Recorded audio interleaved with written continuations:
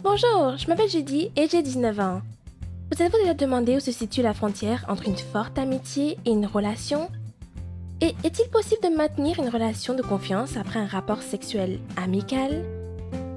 Regardez la vidéo jusqu'à la fin et vous découvrirez ce qui se passera si vous couchez avec votre ami. Je ne me suis pas fait d'amis depuis que je suis allée à l'université. J'ai des copains, mais on ne se correspond pas vraiment. Je veux m'amuser, je suis à l'université. Quoi d'autre alors? Et tout le reste est ennuyant. Quand j'ai pensé que j'allais m'ennuyer, j'ai rencontré Lara. Nous n'avions pas de cours ensemble, mais nous avons une bonne rencontre dans un groupe d'amis communs. Bonne chance! Enfin quelqu'un qui n'était pas un geek. Nous avons passé un très bon moment. Club, boutique, marathon de films la nuit. Nous sommes allés à la gym ensemble. Un jour, après l'entraînement, j'ai suggéré d'aller dans un café pour une collation, pour retrouver nos forces. Lara a accepté avec plaisir et nous avons pris un bon repas. Mais lorsque la facture nous a été présentée, elle a soudainement dit qu'elle n'avait pas d'argent sur elle et que je devrais payer. Je l'ai amenée là-bas. Hein. Qu'est-ce que je pourrais dire? J'ai dû payer pour nous deux.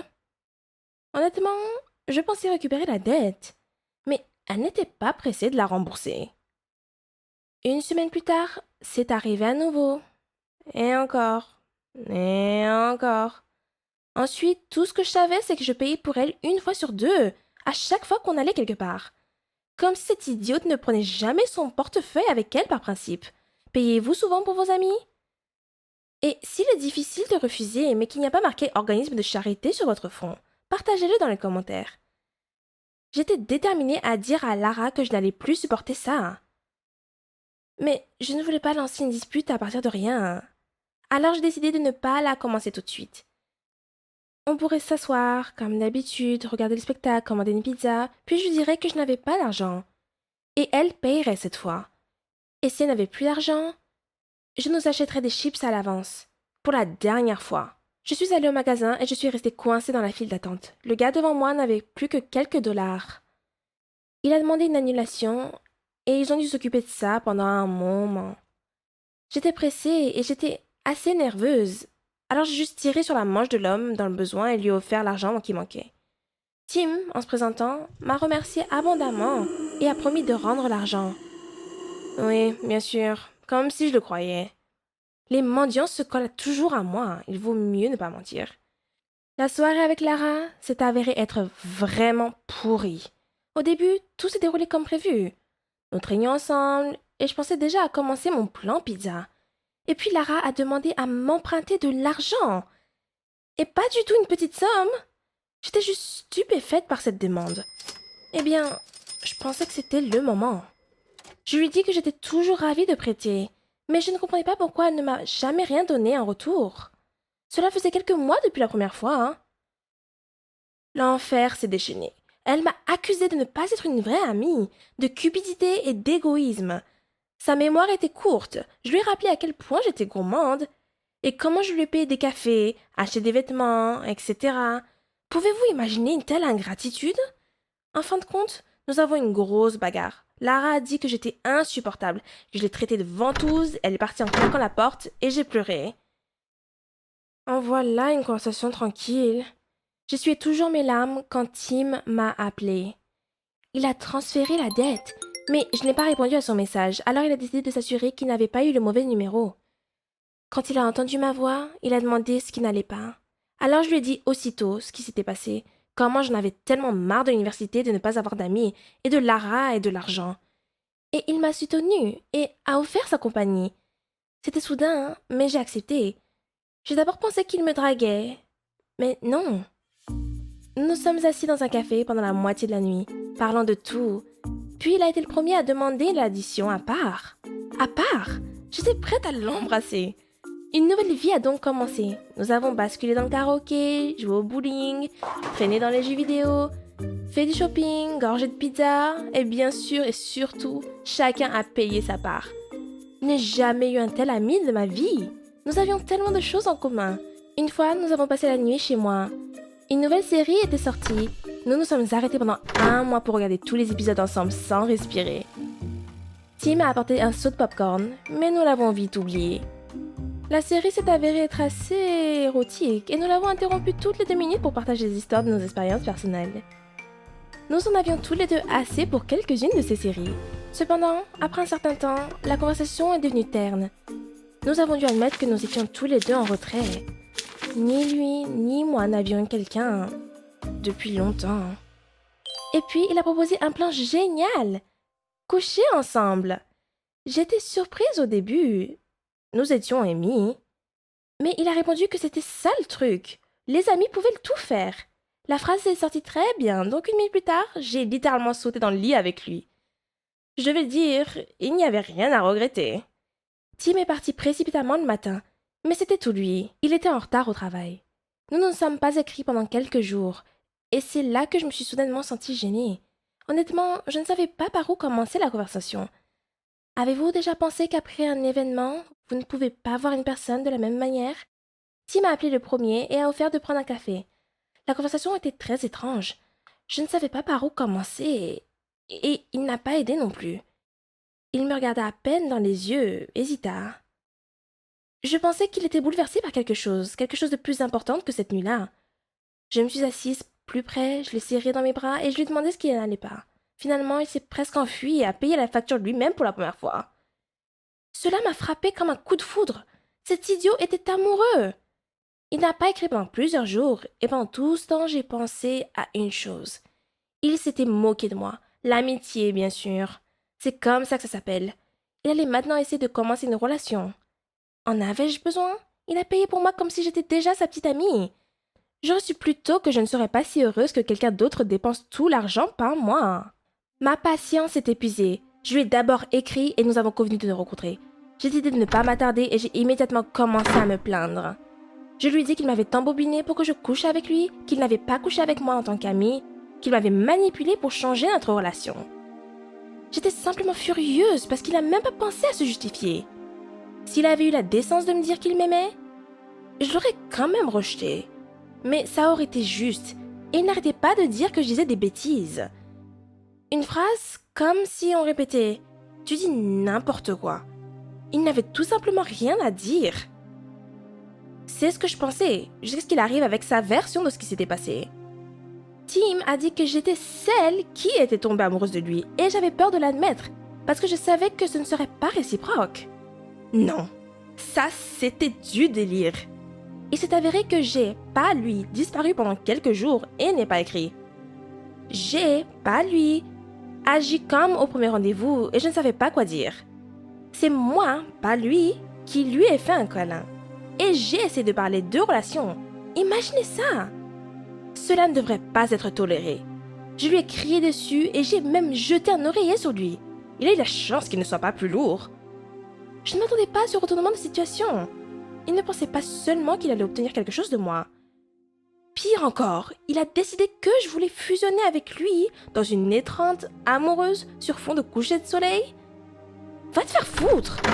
Je l'ai jeté à la porte et il a crié encore une fois que j'étais une imbécile.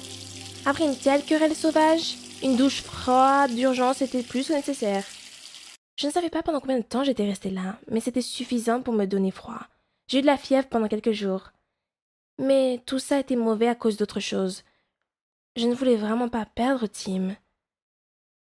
Pourquoi en ai-je fait tout un plat?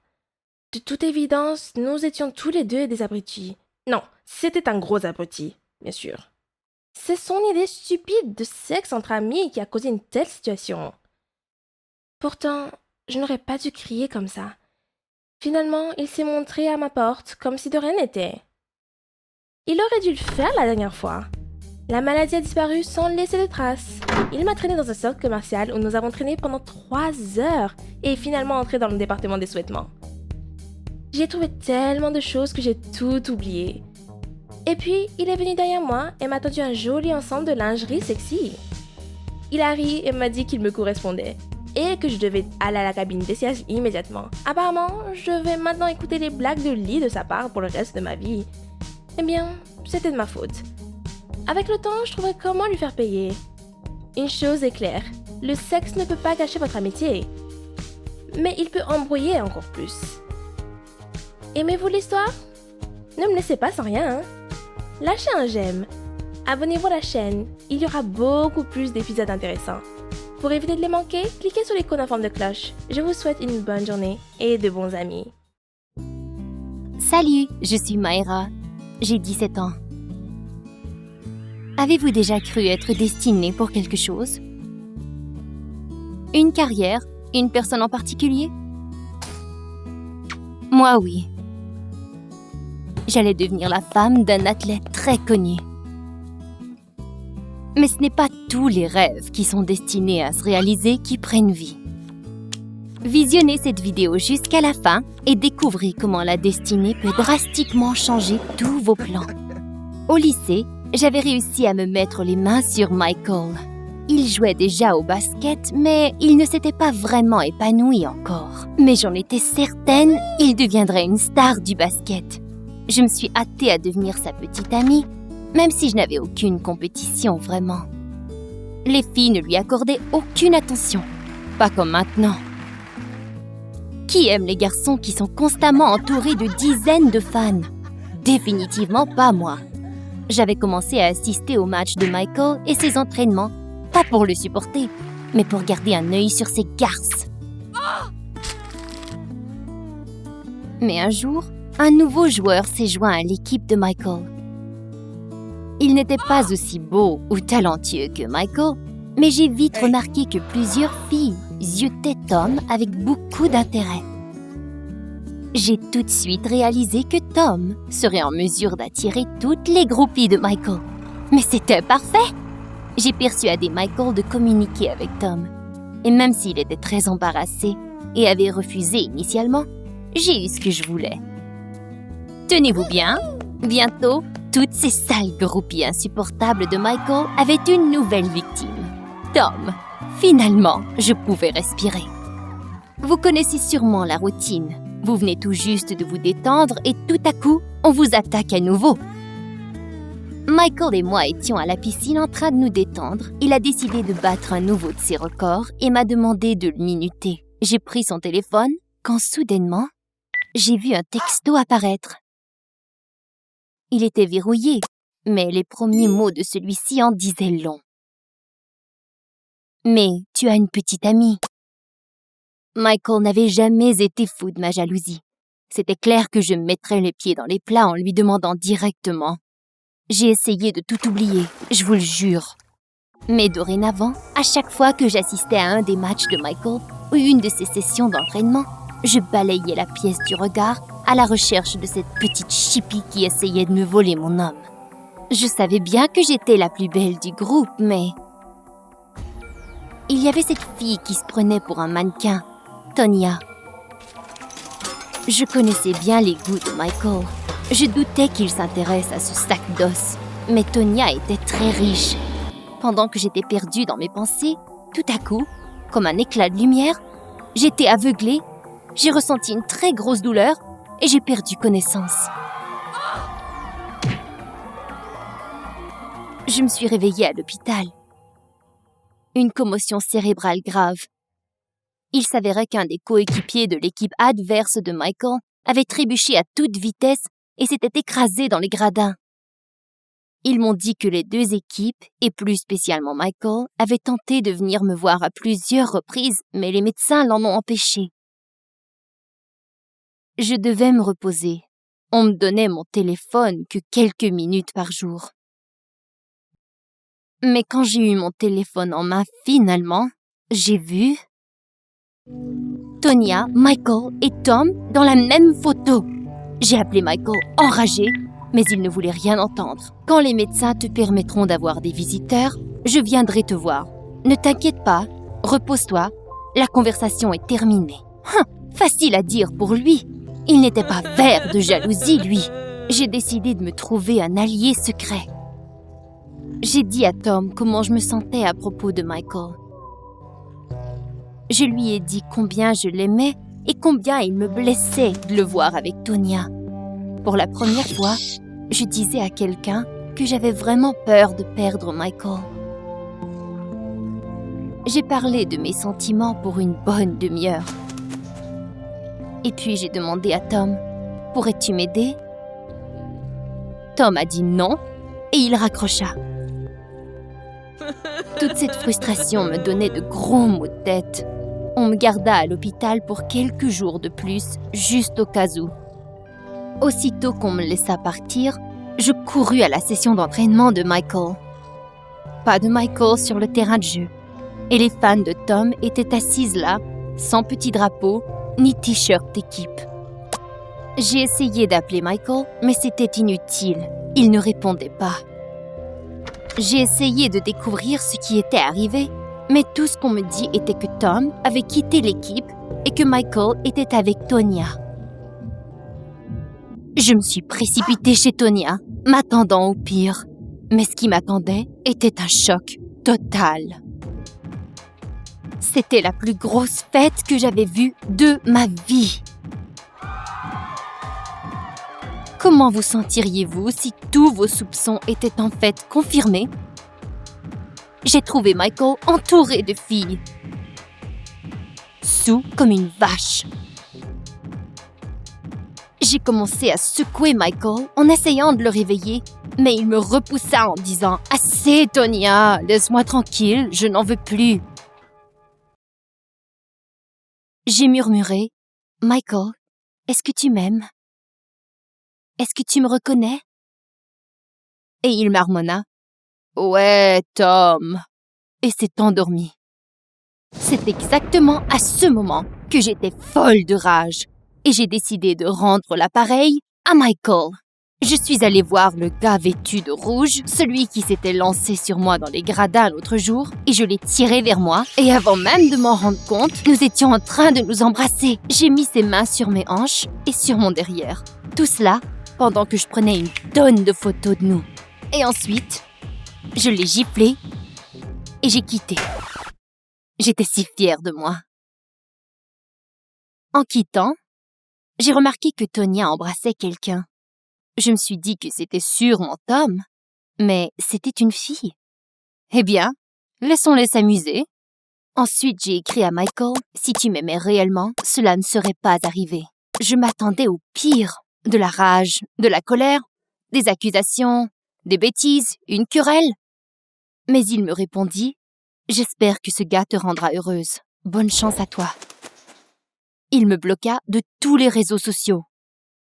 À l'école, il faisait semblant de ne pas me reconnaître, se cachant derrière les membres de son équipe. Je me suis accrochée pour bien trop longtemps, espérant qu'il reviendrait vers moi, mais j'ai fini par abandonner. J'ai décidé d'assister à la session d'entraînement de Michael pour admirer l'homme qui, jadis, m'avait aimé. Pendant leur exercice de réchauffement, je balayais la pièce du regard, et puis j'ai remarqué le même air triste dans les yeux de quelqu'un d'autre. C'était Tom. Je suis allée m'asseoir près de lui. Il n'allait pas très bien. J'ai commencé à lui poser des questions concernant ce qui s'était passé, mais Tom ne répondait pas jusqu'à ce que quelqu'un s'approche de nous. « Michael? » « Je croyais que tu ne viendrais jamais, » a dit Michael. « Moi non plus, » répondit Tom. Ils m'ont regardé d'un air étrange, comme si j'étais dans leur chemin. Et tout à coup, tout était clair. La photo avec Tonya, la gêne qu'il avait envers Tom, le texto qui venait de T, et que Tonya était devenue amie avec les deux garçons en même temps lorsqu'elle était lesbienne. Tout ce temps, mon athlète viril était un homosexuel. À bien y penser, nous ne couchions presque jamais ensemble. Et Michael m'avait utilisé pour atteindre Tom. Et il est tombé amoureux de lui et ne m'a rien dit. J'ai immédiatement exposé Tom et ruiné leur moment joyeux. Michael croyait que j'accepterais son choix gentiment et calmement. Mais Tom allait entendre ma façon de penser. Sur le podium, au beau milieu de tous, j'ai largué Michael une bonne fois pour toutes. Et pour être honnête, je ne l'ai jamais vu plus heureux.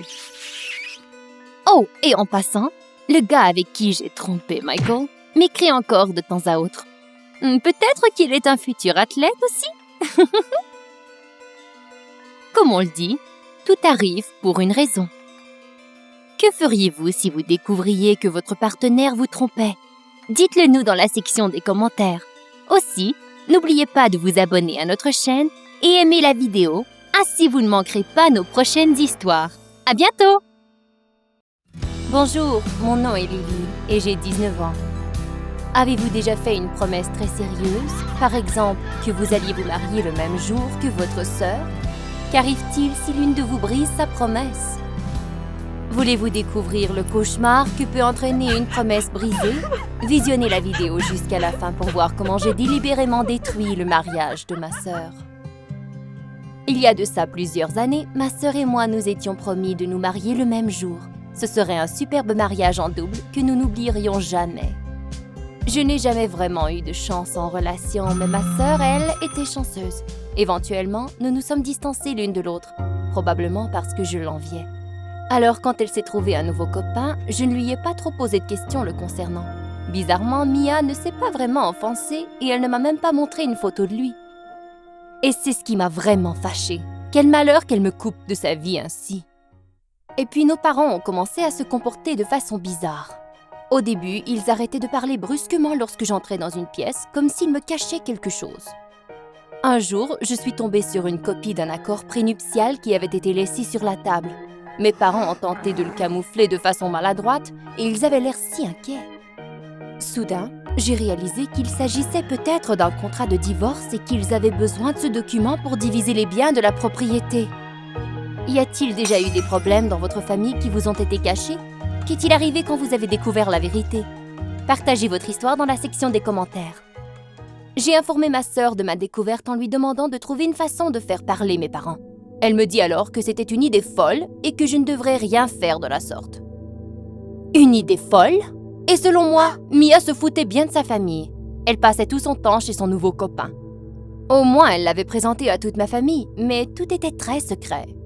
Et elle me l'a finalement présenté. Il s'avérait qu'il était mon ex-petit ami, Travis. Quel cauchemar! Il y eut un silence. Mes parents, Mia et mon ex me regardaient, attendant ma réaction. Donc, Mia sortait avec lui et n'avait toujours pas amassé le courage de me l'annoncer. Dégoûtant! Comment pourrais-je lui faire confiance après cela? Quel gâchis! Mais j'ai vite réalisé que ce n'était pas vraiment un gâchis. La réunion imprévue était tombée pile avec la planification du mariage. Mariage! Voilà pourquoi mes parents et ma sœur se comportaient si bizarrement. Ils savaient à propos du mariage et qu'elle sortait avec mon ex. Ils ne m'ont rien dit. Ils l'ont caché. C'était une trahison totale. Une excellente excuse pour me changer en amibe et giser là sur le plancher pendant des mois. Je bouillais de rage et je suis partie à la course vers ma chambre. Je ne pouvais pas retenir mes larmes. Je me sentais si seule. La solitude extrême, la rancœur et la rage me consommaient et je ne savais pas quoi en faire. Et puis, Mia est arrivée et elle a essayé de me parler. Me parler? Sérieusement? Nous aurions dû parler bien avant et rien de tout ça ne se serait produit. Je lui ai annoncé que je n'assisterais pas au mariage, puis j'ai pris mon sac et je suis partie chez mon ami. Je suis restée chez mon ami pour 2 jours entiers. Nous avons eu une super fête pour quelques-uns de nos amis proches. Bien sûr, ma sœur et mes parents m'ont appelée, mais j'ai dit que je rentrerai lorsque je serai plus calme. J'ai essayé de m'amuser et d'oublier mes problèmes, mais je n'étais pas capable. Alors, mes amis ont suggéré de détruire leur mariage pour régler le compte à ma sœur. Cette idée me semblait excellente et nous avons même discuté des détails sur le moment. Le jour suivant, je suis retournée à la maison comme si de rien n'était, disant que la rancœur était passée, que je m'étais calmée et que tout allait bien. Ma famille m'a cru. À partir de ce moment, je me suis impliquée dans les préparatifs du mariage. Je devais m'occuper de commander et livrer les fleurs, trouver un groupe de musique et ramasser la robe de la couturière. Chez le fleuriste, j'ai sélectionné les fleurs les plus laides et les moins chères. J'ai aussi trouvé le vase parfait pour celle-ci. En plus, c'est moi qui ai fait les arrangements. C'était totalement insipide et c'est exactement ce que je voulais. Aucune offense, chère sœur. Elle n'avait ce qu'elle méritait. Tout l'argent que j'avais sauvé, je l'ai dépensé avec mes amis au café. L'affaire du musicien fut aussi réglée rapidement. En revenant du café, j'ai croisé une musicienne sur la rue qui chantait et jouait de la guitare. Je lui ai parlé un peu et j'ai découvert qu'elle avait des difficultés présentement et qu'elle avait vraiment besoin d'argent et de nourriture. Je lui ai proposé de jouer pour le mariage de ma sœur et qu'elle aurait beaucoup de nourriture en retour. Et que les plats seraient vraiment délicieux car malheureusement, je n'étais pas en charge des arrangements culinaires. Heureusement, elle était d'accord. Ah, j'étais ravie. Maintenant, plutôt qu'un artiste professionnel, Mia aurait à entendre des plaintes et une vieille guitare mal accordée. Et maintenant, la robe. La couturière me demanda de signer que la robe répondait bel et bien aux désirs et espérances de la mariée. J'ai affirmé qu'il n'y avait aucun problème. Évidemment, j'ai dû l'enfiler pour m'assurer qu'elle était en bon état. En me tenant debout devant le miroir, j'ai commencé à rêvasser à sa beauté. Je m'imaginais porter la même robe à mon mariage en partageant le moment avec ma sœur et qu'elle serait si heureuse pour moi. Pourquoi ne m'avait-elle rien dit? Je me foutais bien de son fiancé qui était mon ex. C'était la confiance qui était maintenant brisée. Comment avez-vous passé à travers la plus grosse offense de votre vie? Partagez votre histoire dans la section des commentaires. En rentrant à la maison, j'ai trouvé Mia en larmes. Je ne m'attendais vraiment pas à ça. Mia a dit qu'elle était très triste de rien ne m'avoir dit concernant le mariage, son copain et de la tournure des événements récents.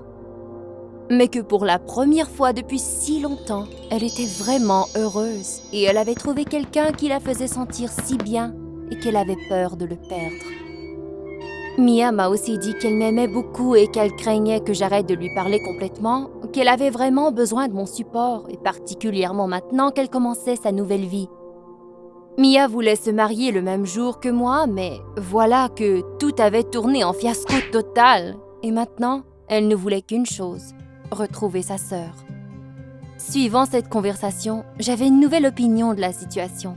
Mia avait fait une erreur, mais l'erreur était humaine, quoi. Je ne pouvais pas simplement mettre fin à ma relation avec ma sœur pour cette situation. J'ai réalisé que j'aimais encore Mia et que je n'avais eu aucun sentiment pour mon ex depuis très longtemps. Tant qu'ils étaient heureux, finalement, c'est tout ce qui comptait. Le jour avant le mariage, la robe de mariée devait encore être repassée. J'ai allumé le fer à repasser et j'ai jeté un coup d'œil à la robe. Elle était si belle et ma sœur l'aurait portée comme un gant. Je me tenais là, repensant à la triste tournure des événements.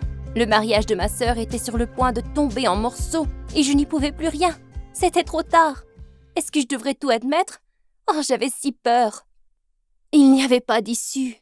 Pendant que je repensais à tout cela, j'ai accidentellement tenu le fer sur la robe un peu trop longtemps et la robe s'est mise à brûler. Quelle horreur! J'ai essayé de réparer les dégâts, mais rien ne fonctionnait. Maintenant, tout était complètement raté. Il ne restait qu'une chose à faire, louer la même robe de nouveau. J'ai couru chez la couturière, mais rien n'était à la hauteur. Un gâchis total, j'étais dans un cul-de-sac. Fatiguée, je suis rentrée chez moi pour essayer de dormir un peu. Le lendemain matin, j'allais tout avouer à Mia. J'ai pris un somnifère pour m'aider un peu à dormir. J'ai dormi si longtemps qu'en me réveillant, j'ai réalisé que tout le monde avait déjà quitté. Et quand je suis finalement arrivée sur les lieux, c'était un chahut total. Les fleurs étaient hideuses. Mes parents étaient en plein argument avec la chanteuse qui était habillée de façon médiocre tenant sa vieille guitare en main. Je me suis faufilée vers la porte, mais je n'avais pas le courage d'y entrer. On allait m'étriper pour avoir détruit le moment le plus important de la vie de ma sœur. Ma sœur était en sanglots sur un banc et Travis courait d'un bout à l'autre pour comprendre ce qui s'était passé avec les fleurs et le reste des préparatifs. Il a demandé à ce que ce soit tout remplacé immédiatement, mais cela n'était pas possible. J'ai couru à l'intérieur et mes parents m'ont aperçu et se sont immédiatement dirigés vers moi, en me criant après et me disant qu'ils ne me feraient plus jamais confiance avec quoi que ce soit, que j'avais tout ruiné. C'était un trop-plein d'émotions et j'ai éclaté en sanglots devant tout le monde, mais cela n'arrangerait rien, même si je l'aurais bien aimé. J'ai tout avoué concernant les préparatifs du mariage ruiné pour me venger contre ma sœur et mes parents de m'avoir menti de la sorte et que j'en étais très, très désolée. Il y eut un long silence. Ma sœur baissa sa tête, pensive, et puis elle dit que le mariage prendrait quand même place. Elle se débarrassa des fleurs hideuses, ainsi elle ne ruinerait pas les photos, et elle permit à la chanteuse de chanter des chansons de folklore et lui promit de la payer en plus de la nourriture. Et elle est finalement venue me voir et elle m'a dit que tout était sa faute. Si elle avait été honnête avec moi dès le départ, rien de tout cela ne se serait produit. Je lui ai demandé de bien vouloir me pardonner de ne pas avoir mis son bien-être avant le reste et d'avoir causé cette tournure d'événements affreuse. Malgré tout cela, le mariage n'était vraiment pas si moche. Après la réception, tout le monde a pris un coup, la chanteuse chantait de merveilleuses chansons et les invités adoraient la nourriture. Je n'oublierai jamais ce mariage. J'ai même dit à ma sœur qu'elle aurait sa chance de se venger sur le mien. Avez-vous aimé mon histoire? Donnez-nous des étoiles et cliquez j'aime. N'oubliez pas que la cloche vous permet de recevoir toutes nos nouvelles histoires. Passez une excellente journée et essayez de ne pas offenser vos proches sur un coup de tête. Bonjour, je m'appelle Emma, j'ai 16 ans. Y a-t-il des menteurs dans votre famille ou parmi vos amis? Pouvez-vous pardonner un mensonge poussé trop loin? J'ai eu des ennuis à cause du mensonge de quelqu'un, mais laissez-moi vous raconter depuis le début. Je fais des études d'astronomie et j'adore admirer le ciel nocturne depuis la fenêtre de ma chambre. Je m'occupe aussi de mon frère Bob. Il est toujours dans sa chambre avec le nez dans ses livres de dendrologie. Il ne s'intéresse qu'aux arbres et aux arbustes. J'ai une meilleure amie, elle s'appelle Daisy. Nous sommes dans la même classe. Elle parle sans arrêt de quelque chose. De soi, de sa famille, des autres. Ce serait intéressant de l'écouter, mais il y a 2 problèmes. Premier, elle ment toujours. Deuxième, mon frère est amoureux d'elle. Il trouve Daisy adorable et incapable de mentir, parce qu'elle porte le nom d'une belle fleur. Et pourquoi suis-je son amie si elle est aussi terrible? Me demande-t-il sans cesse. Alors je me demande, pourquoi? Vraiment, on avait un projet dans notre classe d'astronomie, et Daisy a insisté pour le faire avec moi. Au début, elle a effectivement participé. Elle venait chez moi pour étudier des vidéos scientifiques et les cartes du ciel. Bob essayait de flirter avec Daisy quand elle venait, et elle disait toujours qu'elle avait un petit ami. Mais je savais que ce n'était pas vrai. Elle aimait un garçon de notre classe, mais lui, il ne l'aimait pas. Mais je ne voulais pas que mon frère sorte avec Daisy, et je n'ai pas dévoilé ses mensonges. À l'école, Daisy parlait toujours de son père, qu'elle ne voyait pas depuis 6 mois. Elle me racontait qu'il travaillait sur une plateforme pétrolière dans le golfe du Mexique, qu'il gagnait beaucoup d'argent qu'il envoyait à sa maman, qu'il mettait de côté pour acheter une maison avec piscine. Mais je savais qu'ils vivent dans une roulotte. Et sa maman a plusieurs emplois pour pouvoir envoyer Daisy à l'université. Son père les a quittés pour une autre femme. Et il ne leur a jamais envoyé un sou. Je souffrais pour Daisy. Et je n'ai rien dit. Elle disait qu'elle essayait de mener une vie saine. Et que rien n'était sain à la cantine de l'école. C'est pourquoi elle ne buvait que de l'eau. Alors qu'on avait mangé un énorme hamburger quelques jours avant. Daisy n'a tout simplement pas d'argent pour les déjeuners. J'ai rien dit. Je ne veux pas que tout le monde sache que je mange des hamburgers avant d'aller me coucher. Nous étions amis. Daisy inventait ses histoires, j'allais au-delà de ça, et tout allait bien, jusqu'à ce qu'il arrive ce qui est arrivé. Donc, le soir avant la livraison du projet, Daisy était censée venir chez moi, mais elle m'a appelée et m'a dit qu'elle ne pouvait pas. Ce garçon lui avait demandé un rendez-vous et elle ne pouvait pas dire non. J'étais contrariée, mais j'ai dit d'accord, j'aurais terminé toute seule. Mais que c'était la dernière fois que je faisais un projet pour l'école avec elle. Elle m'a demandé de raconter à sa mère, si elle appelait, qu'elle dormait chez moi, puisqu'on devait finir notre projet. Je ne pouvais rien faire d'autre qu'accepter et me mettre au travail. Mon rendez-vous avec le projet d'astronomie a été interrompu par l'appel de la maman de Daisy, qui était très inquiète. J'ai dit que tout allait bien, qu'on aurait fini tard et que Daisy serait donc restée dormir à la maison. Elle s'est tout de suite calmée en disant que nous étions des filles sérieuses. J'ai appelé Daisy sur son portable, mais elle n'a pas répondu. Je me demandais où elle en était. Alors, j'ai demandé à Bob où il serait allé avec une fille à un rendez-vous. Il a dit qu'il était sorti avec Daisy quelques jours avant et que ça avait été sympa. Elle lui avait demandé de lui offrir un soda et un sac de chips à l'épicerie du coin. Ensuite, ils étaient allés se promener dans un parc pas loin. Mais elle ne se sentait pas bien et elle était rentrée chez elle avec toute la nourriture. Bon, d'accord, c'était un peu une histoire de détective. Je savais de quelle épicerie il s'agissait et j'y suis allée immédiatement, dans l'espoir d'y trouver Daisy. Quand je suis arrivée, il n'y avait personne et mon portable a commencé à sonner. C'était Daisy. Elle m'a demandé pourquoi j'avais appelé. Alors, je lui ai tout raconté, que sa maman était inquiète et que nous devions parler sérieusement. Daisy a dit qu'elle était à l'intérieur du magasin et elle m'a demandé d'attendre à la caisse. Je suis entrée et la caissière s'est approchée et m'a demandé si j'étais Emma et j'ai dit oui. Elle a dit que je devais payer la facture de ma sœur Daisy qui venait de s'en aller avec plein de courses. J'ai répondu que je ne paierais pas. Elle a appelé la sécurité. J'ai dit que je n'étais pas la sœur de Daisy, seulement une amie d'école, et que Daisy est une énorme menteuse, et que c'était une erreur, qu'on aurait dû se rencontrer là. La dame a répondu que c'est la police qui déciderait qui était le menteur et qui devait tout payer. Soudain, Daisy est entrée dans le magasin avec un sac et les larmes aux yeux. Elle a commencé à s'excuser et à supplier de nous laisser partir. Elle a sorti tout ce qui était dans le sac et ils nous ont laissés partir, bien que très contrariés. Finalement, dehors, elle a commencé à me raconter ce qui s'était passé avec ce mec et ce qu'il s'était avéré être vraiment.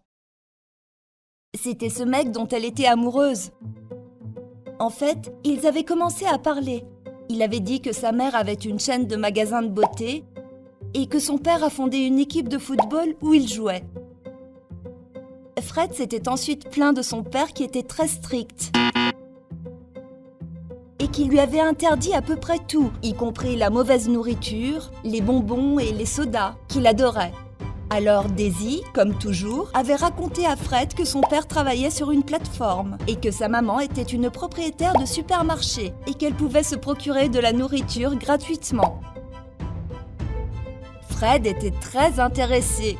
Alors, Daisy lui a offert toutes sortes de nourriture, puisqu'elle disait que ça ne lui coûtait rien.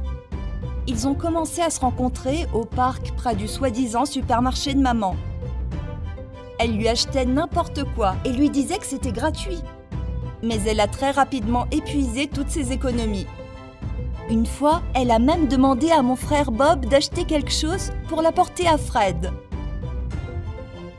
Fred avait demandé une tonne de trucs et elle avait pensé que j'aurais pu payer pour cette fois. Ainsi, elle m'avait appelé en me demandant d'aller au supermarché. Mais quand elle a apporté ses dernières courses à Fred, elle s'est aperçue d'avoir oublié quelque chose en particulier qu'il avait demandé. Il s'est fâché et il a commencé à l'insulter en disant que c'était une conne. C'est alors que finalement Daisy a réalisé qu'il en avait profité pendant tout ce temps-là. Elle souhaitait à tel point être aimée par lui qu'elle a risqué de détruire notre amitié. Elle a paniqué, elle a récupéré les provisions et elle a couru vers le supermarché. Fred ne comprenait pas et il a commencé à crier quelque chose. D'une voix tremblante, Daisy m'a expliqué à quel point elle était désolée. Elle a dit qu'elle avait désespérément voulu que Fred l'aime, mais qu'elle avait menti et qu'elle s'était poussée trop loin. Elle a avoué qu'elle avait toujours essayé de paraître meilleure de ce qu'elle était, qu'elle avait peur de ne pas être acceptée, qu'elle avait menti à tout le monde, y compris à moi, très souvent. Et maintenant, elle se sentait profondément confuse et perdue. Elle s'est mise à pleurer. Et je me suis rappelé tout d'un coup de la raison pour laquelle j'étais restée son amie. Le premier jour d'école, en première année, personne ne voulait vraiment être mon amie. Daisy a été la première à s'approcher de moi. Elle s'est présentée et m'a demandé comment je m'appelais. Il fallait faire des photos pour l'annuaire, et je m'étais blessée en tombant. J'étais toute sale et pleine de sang sur mes genoux, et tout le monde riait car j'avais l'air d'un cochon dans l'annuaire. Et Daisy m'a dit que je pouvais me mettre derrière elle, pour que mes jambes ne se voient pas en photo. Je me rappelle d'une multitude de ces petits épisodes où Daisy est restée à mes côtés, et elle était la seule à le faire. J'avais stocké tout ça quelque part au fond de ma mémoire, mais c'est ce qui rendait notre amitié aussi forte. J'ai serré Daisy dans mes bras en lui disant que ce sera toujours ma meilleure amie. Que je m'en fiche de savoir qui sont ses parents ou d'autres choses. Et que ce qui compte vraiment, c'est qu'elle a un cœur généreux et que je l'aime pour cette raison. Nous sommes restés debout toute la nuit pour finir notre projet. Et le lendemain, nous avons obtenu un A. Daisy était si heureuse. Elle a accepté de sortir avec Bob et ça ne m'a pas dérangée parce que c'était toujours la Daisy qui m'a demandé comment je m'appelais le premier jour d'école. Et si je voulais être son amie. Nous sommes si différents les uns des autres. Certains sont grands, d'autres petits. Nos familles et nos horizons sont différents. Mais nous ne devons jamais oublier qu'il y a des personnes qui nous aiment et qui nous acceptent pour ce qu'on est. T'es-tu déjà retrouvé dans une situation où tu as dû mentir à quelqu'un? Qu'as-tu éprouvé? Partagez dans les commentaires. N'oubliez pas de vous abonner. Activez la cloche pour ne pas manquer les prochaines vidéos. Les likes sont très appréciés et vous pouvez partager la vidéo avec vos amis. Je suis heureuse. Bonne journée. Salut à tous, je m'appelle Marie et j'ai 19 ans. Avez-vous déjà essayé de vous réinventer? Parfois, vous pensez que c'est la seule chose qui peut vous sauver de vos problèmes. Mais rappelez-vous, tout le monde n'aime pas quand vous changez. Regardez cette vidéo jusqu'à la fin et vous découvrirez pourquoi ma famille m'a reniée après avoir subi une chirurgie plastique. Je suis une blogueuse beauté et j'ai une famille assez riche qui vivait dans un vieux manoir. Mais ils avaient récemment perdu leur entreprise et ils se préparaient à mettre la maison aux enchères pour ne pas avoir payé leurs impôts. J'ai décidé que je voulais les aider à garder la maison. Mais comment? Une grande entreprise a remarqué ma vidéo avec le tutoriel de maquillage Harley Quinn était prête à faire de moi sa représentante. Ils ont dit que j'étais très charismatique, que j'avais une grande base de fans et que j'étais très expérimentée dans le domaine de la publicité. Ils aimaient presque tout de moi, sauf mon apparence, surtout mon nez. Citant la femme avec qui j'ai parlé, nous aimerions avoir une fille avec une apparence plus standard. Pourquoi m'ont-ils alors envoyé l'offre de partenariat? Mais je n'étais pas perdue. Ils m'aimaient probablement vraiment. S'ils étaient toujours prêts à coopérer avec moi, peut-être seriez-vous prête à corriger vos imperfections avec de la chirurgie plastique? Mon Dieu, j'avais vraiment besoin de l'argent. Je pourrais sauver notre maison et mon nez. Oh, c'est dommage, bien sûr, mais c'était un petit prix à payer pour le bonheur. Que risqueriez-vous pour votre famille? Apparence, argent ou vie personnelle? Je pensais que j'avais tout bien fait. Cependant, j'ai rencontré un problème inattendu. J'étais trop excitée lorsque j'ai accepté la chirurgie et je ne pensais pas que mes économies ne seraient pas suffisantes pour une seule intervention. J'ai essayé de trouver un moyen de sortir de cette situation, mais je ne pouvais pas aller travailler dans ces conditions. Alors, je me suis tournée à contre-cœur vers mes parents pour obtenir de l'aide. Et bien sûr, ils se sont fâchés contre moi. Ce n'était pas parce qu'ils pensaient que j'étais jolie, juste comme je l'étais. Mes parents soutenaient généralement ma carrière de beauté. Non, il ne s'agissait pas de leur amour pour moi. Ils étaient contre parce que, et c'est là que vous allez rire, ils considéraient mon nez comme un héritage de famille. Mon nez, bien sûr. J'essaie de les convaincre. Je dis que cela aiderait à obtenir l'argent dont nous avions besoin. Que sinon, nous ne pourrions pas sauver notre maison. Et le choix du nez et de la maison était évident. Mais apparemment, rien qu'à moi. Mon père m'a fermement interdit de changer d'apparence afin de, et je cite, préserver ma fierté. Je me suis mise en colère et j'ai dit que la fierté devait être mise de côté. Mais ma mère a laissé échapper que je devais oublier ma décision, que j'avais fait des choses stupides et qu'ils avaient honte de moi devant notre défunte grand-mère. Elle ne me laisserait jamais subir de chirurgie plastique. C'était un coup bas. J'aimais ma grand-mère et la mention d'elle m'a fait mal. J'ai éclaté en sanglots et je me suis enfuie. Je savais que mes parents avaient tort et qu'elle serait fière de moi. Mais ma mère était têtue et rien ne pouvait lui faire changer d'avis, même pas mes larmes. Je savais que ma grand-mère serait fière de moi. Elle avait vendu les bijoux de la famille pour sauver son mari et le domaine de la ruine. Les bijoux! J'ai regardé la photo de ma grand-mère. Si je pouvais les vendre de manière rentable, je pourrais utiliser cet argent pour payer la chirurgie. Mais j'étais tourmentée par des doutes. Cela valait-il vraiment la peine d'être fait? Étais-je vraiment disposée à vendre certains de nos souvenirs en échange d'un nouveau-né? Je n'étais pas sûre. Cependant, je n'avais pas d'autre choix. J'ai dû me faufiler dans la chambre de mes parents pendant qu'ils dormaient. J'ai fouillé dans les tiroirs de la coiffeuse et j'ai vite trouvé ce que je cherchais. Bien que dégoûtée, je me suis sentie un peu soulagée et je suis allée voir Monsieur Child, un spécialiste des bijoux anciens que mes parents connaissaient. Il s'intéressait aux bijoux de ma grand-mère et j'ai tout de suite pensé qu'il était une excellente option. Monsieur Child m'a accueilli chaleureusement, mais le prix qu'il a nommé était bien inférieur à ce à quoi je m'attendais. Je savais qu'il voulait économiser de l'argent sur moi, alors j'ai décidé de garder mon prix jusqu'au dernier moment. Cependant, il a semblé savoir aussitôt que j'étais dans une position désespérée et a dit que ces bijoux n'étaient pas précieux, que personne ne les prendrait pour plus du prix qu'il offrait et que je pourrais me retrouver sans argent du tout si je continuais à être pointilleuse. Je me sentais misérable. Je ne voulais pas vendre la mémoire de ma grand-mère pour quoi que ce soit.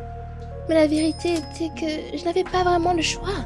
Soit je me changeais, je trouvais un travail et je sauvais la maison, ou je ne voulais même pas y penser. Et Monsieur Child m'a attrapée comme une araignée dans un piège. Mais d'un autre côté, j'aurais de l'argent et je pourrais enfin faire cette stupide opération du nez. La chirurgie a été terrible.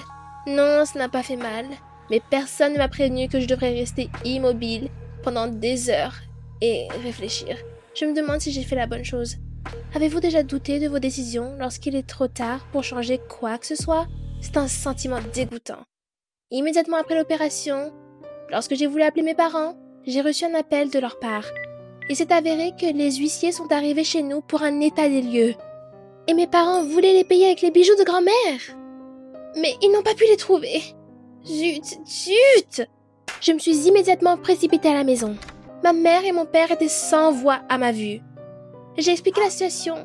J'ai dit que je voulais sauver la maison. Mais tout ce que j'ai entendu en réponse était « Sors, ce n'est plus ta maison !» C'était leur gratitude. J'espérais qu'ils comprendraient. Qu'ils voulaient aussi sauver notre maison. Mais apparemment, le nez stupide était beaucoup plus précieux pour eux. J'ai immédiatement fait ma valise et je suis partie. Mais où pourrais-je aller? Chez mes amis? Je suis d'abord allée au bureau de l'entreprise. Ils m'ont fait un sourire forcé pendant plusieurs heures et ont fait une promesse après l'autre. Mais à la fin, il s'est avéré que, jusqu'à la fin de la période d'essai, ils ne pouvaient pas dire s'ils pouvaient travailler avec moi. J'ai quitté le bureau bouleversée et paniquée, alors qu'avant, j'étais sûre qu'ils m'embaucheraient. Et à ce moment-là, je ne l'étais pas. Ensuite, j'ai eu besoin de trouver un autre travail. Et quelque chose m'a dit que je n'allais pas en faire fortune. Je suis allée dans mon centre commercial préféré. Peut-être que je pourrais faire du maquillage pour enfants. Je pouvais le faire, c'était facile. Mais j'étais tout de suite surprise par l'employeur. Je ne serais pas embauchée pour travailler avec des clients, car mon visage, après l'opération, ne ferait qu'effrayer tout le monde. Surtout les enfants. Eh bien, cela n'a pas fonctionné, mais il y avait une autre option. Je les ai persuadés de m'embaucher comme animatrice pour enfants, en costume et maquillage. Et après cela, j'ai commencé à travailler comme une folle. Je n'avais pas de jour de congé et j'ai dormi dans l'arrière-boutique. Et quand j'ai eu le temps de me reposer, j'ai consulté les clients de ma chaîne et les ai amenés faire du shopping. C'était presque un travail secondaire secret, mais je gagnais beaucoup d'argent. J'ai donc décidé de rentrer à la maison pour l'anniversaire de mariage de mes parents. J'ai pensé que peut-être assez de temps s'était écoulé et que nous pourrions nous réconcilier. Ce n'est qu'après mon arrivée que j'ai réalisé que c'était une mauvaise idée.